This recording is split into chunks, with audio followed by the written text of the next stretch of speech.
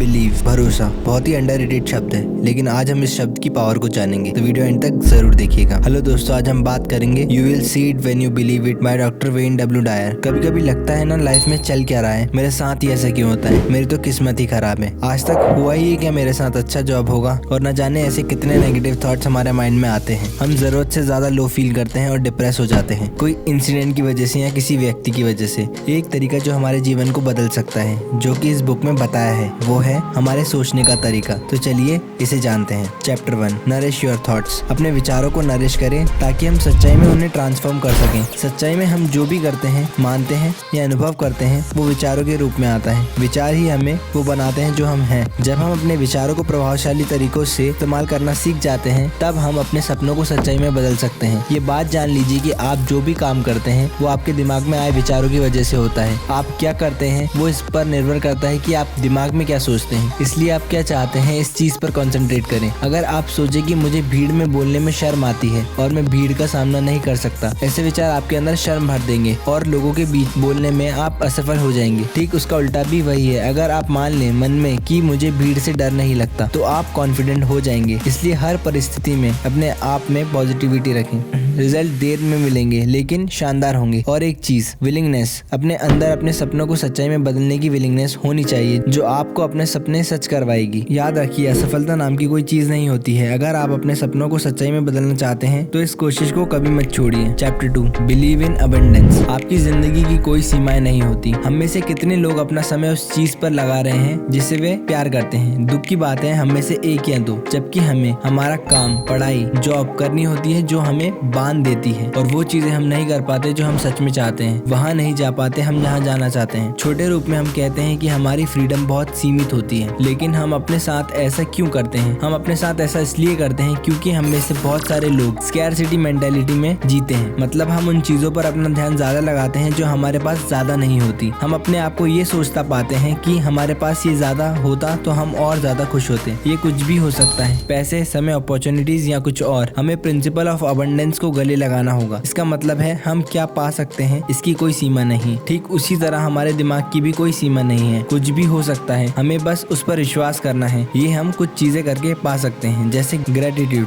हर चीज के लिए ग्रेटफुल होना जो आपके पास है। परिवार, घर, लोग, शरीर, यहाँ तक कि खाना जो आप खाते हैं, सारी चीजों के लिए हमें थैंकफुल होना चाहिए, क्योंकि जिसके पास ये चीजें नहीं होती, उसे इन चीजों की असली वैल्यू का पता होता है। Chapter 3, achieve true transformation. अगर आप ट्रू ट्रांसफॉर्मेशन अचीव करना चाहते हैं, तो आपको फॉरगिवनेस को गले लगाना होगा। हम लगातार दूसरों पर आरोप लगाते हैं और अपने आप की सच्ची क्षमता तक पहुंचने में रुकावट लाते हैं। अगर आप सचमुच ट्रांसफॉर्म होना चाहते हैं, तो आपको लोगों को माफ करना सीखना होगा। आप क्या करते हैं जब कोई आपके साथ बुरा करता है या वो करता है जो आपको पसंद ना हो? आप उस इंसान से नफरत करते हैं या ब्लेम करते हैं कि उसने आपकी जिंदगी में मुसीबत पैदा की है। ये चीज कोई इंसिडेंट के साथ भी होती है। जब कोई इंसिडेंट हो जाए आपके साथ जिसमें आपकी गलती ना हो, लेकिन नुकसान आपका ही हुआ हो, आप सोचने लगते हैं कि उस व्यक्ति या इंसिडेंट की वजह से मेरी पूरी जिंदगी बर्बाद हुई है। ऐसा करने से आपको मिलता क्या है? कुछ भी नहीं। रियलिटी में अपने उन नेगेटिव थॉट्स या इंसिडेंट पर ध्यान लगाकर हम उन्हें ज्यादा महत्व देने लगते हैं जो हमें दुख पहुंचा रहे हैं। ये उस चीज में आपकी बाधा बनता है जो आप असलियत में पाना चाहते हैं। आपको ये भी याद रखना चाहिए, संसार में जो भी होता है किसी वजह से होता है, और वो वजह शानदार होती है, फिर चाहे वो आपको दर्द देने वाली चीजें ही क्यों ना हो। आपको होने वाला छोटे से छोटा दर्द भी आपको कुछ न कुछ सिखाता है। इसलिए लोगों और कंडीशंस पर गुस्से की बजाय और नई अपॉर्चुनिटीज पर ध्यान दें। Chapter 4, awaken yourself and let it go. चीजें या इंसिडेंट अच्छी या बुरी नहीं होती, हमारा पर्सपेक्टिव उनको लेकर अच्छा या बुरा होता है। हर एक्सपीरियंस हमें कुछ न कुछ सिखाता है। आपके पास जो है और आप जिंदा तो हैं, इस बात के लिए थैंकफुल रहें। हर वो छोटी चीज जो आपको मिली है, क्योंकि आप उन लकी या किस्मत वाले लोगों में से हैं जिसके सिर के ऊपर छत है, खाने के लिए खाना है, इतना अच्छा शरीर है। तो क्यों ऐसा सोचना किसी छोटी बात पर कि सब खत्म हो गया है? बल्कि आप अपने आप को हमेशा याद दिलाइए कि आप जिंदगी में सबसे अच्छा डिजर्व करते हैं। अपने विश्वास पर भरोसा रखें और उस काम में लगे रहें जो आप चाहते हो। थोड़ा टाइम लगेगा, लेकिन हार ना माने। फिर चाहे वो कोई काम हो, बिजनेस हो या फिर कॉम्पिटिटिव एग्जाम की प्रिपरेशन, पेशेंस, कंसिस्टेंसी और बिलीव आपको अपने सपनों तक पहुंचाएगा। की नोट, ये बुक समरी कहती है कि यूनिवर्स परफेक्ट है, उसमें जो भी है एक दूसरे से कनेक्टेड है, और जो भी होता है वो किसी कारण के लिए होता है। जब आप इस चीज को एक्सेप्ट कर लेते हैं, तब आप फ्लो और फॉरगिवनेस को सीख जाते हैं। आप अपने साथ और दूसरों के साथ हार्मनी ढूंढ लेते हैं, और ये आपके हायर कॉन्शियसनेस का भाग होता है। छोटे छोटे इंसिडेंट आपकी लाइफ को पूरा नहीं बदलते, आपका पर्सपेक्टिव उन चीजों को लेकर मैटर करता है। हमेशा खुद पर बिलीव रखें और अपने काम को पूरी शिद्दत से करें और अपने आप को हमेशा पॉजिटिव रखें किसी भी कंडीशन में, और यकीन माने कि आप उस काम को आसानी से कर लेंगे, फिर चाहे कितनी भी मुसीबत क्यों ना आ जाए। आई होप आपने इस बुक से जरूर कुछ न कुछ सीखा होगा। मैं ऐसे ही इंटरेस्टिंग और अमेजिंग वीडियोस लाता रहूंगा। अगर आपने पुरानी वीडियोस ना देखे हो तो लिंक डिस्क्रिप्शन में है, जरूर देखिएगा। तब तक के लिए stay healthy, stay happy and stay connected. Have a nice day.